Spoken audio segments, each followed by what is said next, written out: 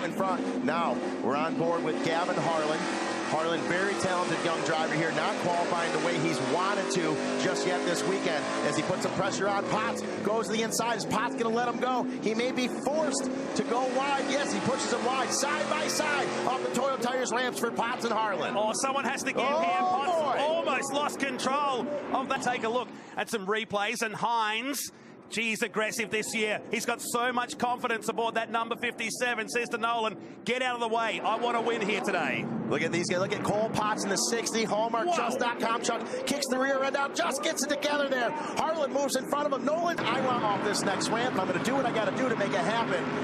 Hildebrand getting a little sideways there as well. He has now got his sights set on the number 1 of Paul the Dude Morris. So Nolan from pole has gone back to 12th position behind Brabham and Gordon. So Lyndike Jr. grabs the race lead at the top, and look at the Hoff trying to push his way through with his teammate, if you like, in the road pod colours this weekend. For 25, that's bad news for everyone because Ari's fast. These guys are battle out. It is at times. He's led plenty of races, but it just hasn't come up with the W next there. Who was that led? It was...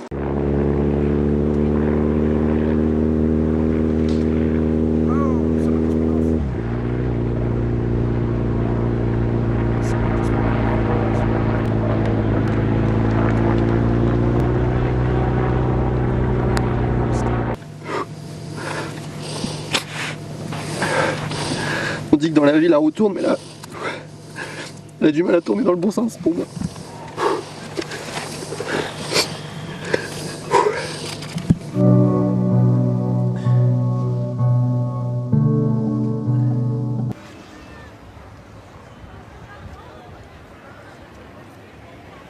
Olha só onde escapou. O Galídio escapou um pouco mais à frente. Não me pareceu o carro dele estar numa situação perigosa para a entrada do safety car. Mas a direção de prova sim entende. Ele foi tocado pelo Alan Kodair, hein? Houve um toque do Alan ali por trás do Júlio. O Júlio vem com o botão de ultrapassagem.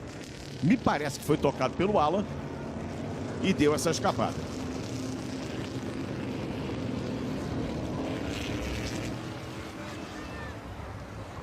Davis houses. Look at the replay. Nick Percat there on Todd Kelly, and you see there instantly no brakes. He's gone to the inside to miss drilling the back of Todd Kelly. He's gone across the inside of the tyre bundle, backed his car into the rear of Lee Holdsworth, and it has opened the back of that BJR Commodore up, taking the rear windscreen out. I've never seen one of the new rear windscreens break like that. And I think this was a case of, well, I either hit Todd Kelly or I bail out of that and try and avoid and get lucky and avoid everyone. And Holdsworth copped the brunt of that in the right rear corner of the Preston Hire Commodore, as did Brad Jones Racing car. Incredible livery for this weekend. And gee, what started out as a really promising day for Brad Jones Racing ends terribly. And there's Nick. So he's pretty keen to get over to Lee and just let him know that it wasn't him trying. No brakes. Oh, yeah. There you go. So Nick, across the Rolex sign at the inside of turn 1, and he was speaking about braking. I think there was none of it going on there. That's either a brake failure or a stuck throttle. Nick did his absolute very best to get to the inside, but unfortunately tagged Lee Holdsworth, and that's taken the wind out of him. Good to see him out of the car, but you never like to see cars doing 250k an hour and having no stopping ability. That's a big impact. Huge initial... Oh, man, look at the damage to the back of the Brad Jones Racing Commodore. We're under safety car. Naturally, that car in a dangerous position, and Lee was nearly past. He nearly got that gap between the cars. But I would suggest a bit of suspension damage to Lee's car. I reckon that car will be back out, if not this afternoon, tomorrow. But I'd be surprised if we see Nick Percat's car out for the rest of the weekend. That would have done a lot of damage to the left rear and also right up to the parcel shelf for that Commodore. They had such a tough year last year, Preston Hire Racing. Charlie Schwerkold's team, a big crash for Lee Holdsworth at Hidden Valley. Destroyed a car, had to get a new one built, turned it round. They had replacement drivers in their cars. Really tough initial season in supercar racing for that outfit since moving across to Holden. And just looking to stay out of trouble this weekend and learn and get up to speed. You're right about the damage and popping that rear screen out. And these cars built, the next generation supercars, car of the future when it was launched, were built to sustain that kind of an impact better than the previous spec cars. They moved the fuel cell forward of the rear axle, so they're much better at absorbing those rear impact. And you would have thought with an older gen car that would have created a few more issues for Nick Percat, fuel cells hanging out over the rear axle. So if you're going to crash, do it in one of these cars because they're very, very safe. And you can see the extra row of protection. So that a lot of the corners have got an extra row of tyres. Oui, Patrick Boyer-Reg. Aïe, aïe, aïe, aïe, aïe. Là, j'espère que Patrick est sorti de sa voiture. C'est en allé immédiatement dans la zone de dégagement. C'est ce que je crains le plus dans la compétition de sport motorisé. J'ai vécu des situations tout au cours de ma jeune carrière et le feu, c'est incontrôlable lorsque ça arrive. Ouais. Faut mentionner aussi que les pilotes sont serrés. This is G-House. Oh no, Ken Quinn has gone over this time in turn number 6. So he got him sideways last lap, and this time he's rolled over the 100 car. That's a nasty rollover. You can see him moving inside the car there. He's just holding onto his belts there at the moment. Ken would definitely be shaken up right now. He just caught the tail end of it, and the car.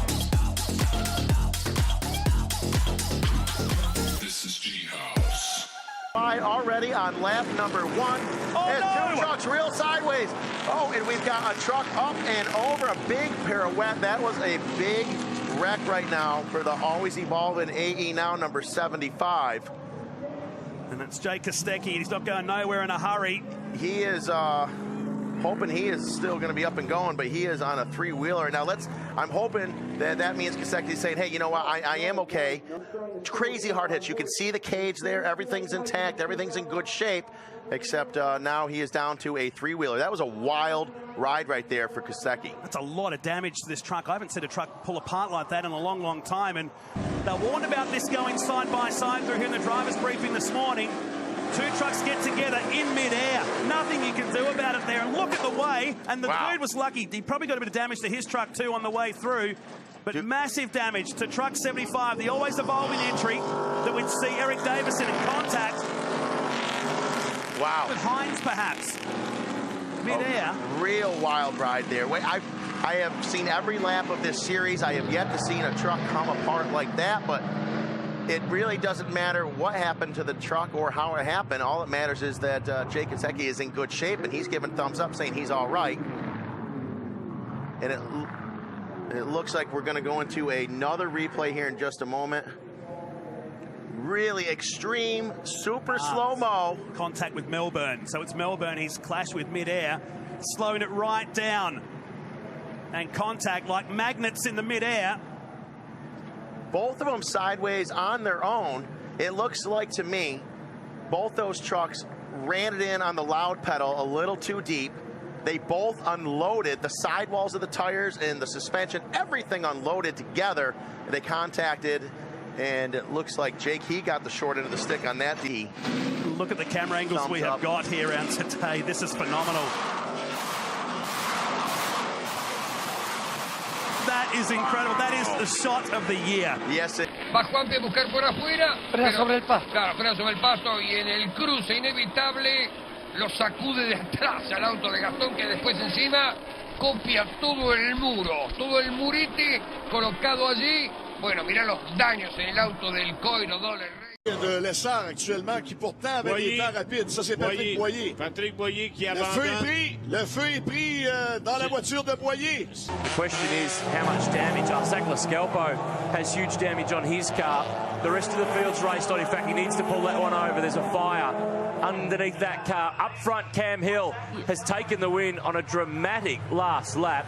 Steve Owen is second. Jimmy Vernon's third. But half the field stuck halfway around the lap. Yes, and this car is definitely having an exciting finish. Well, that's keen to get back to take the finish. There's fire extinguishers right there on pit wall, so they'll be there to help that car.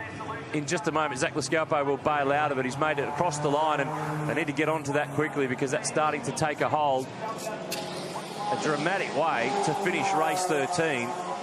We've had title contenders wiped out. We've had a last lap accident. We had a safety car in the middle of the race, and unfortunately now We have a car on fire here on pit straight. On the starting grid, whoever's starting in position 9 in the next race won't be very happy about that. No, definitely not, Leanne. That's absolutely right. Good news is that Zach's okay. He's stepped from that car. The fire, he's just straight onto it to try to look after that, but it's still burning underneath.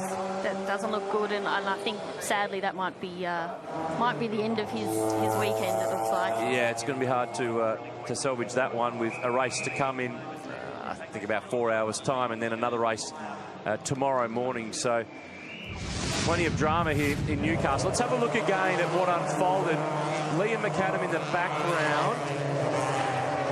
He got a tag from Zach Scalpo, so that's where the damage came from the Scalpo that's ended up with his car catching on fire, and then the rest of these guys have nowhere to go. There's just no chance. It's a blind corner, and even if there's yellow flags out quickly, they're already there.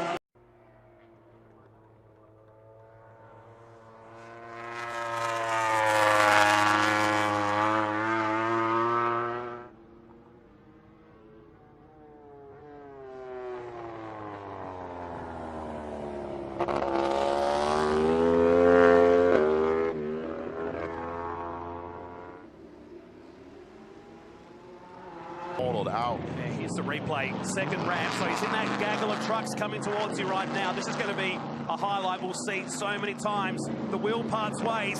Look where it goes. And just gives the bridge a shake. Now, just to reassure people, nobody can walk across those bridges when this race is on. Look at that wild, wild ride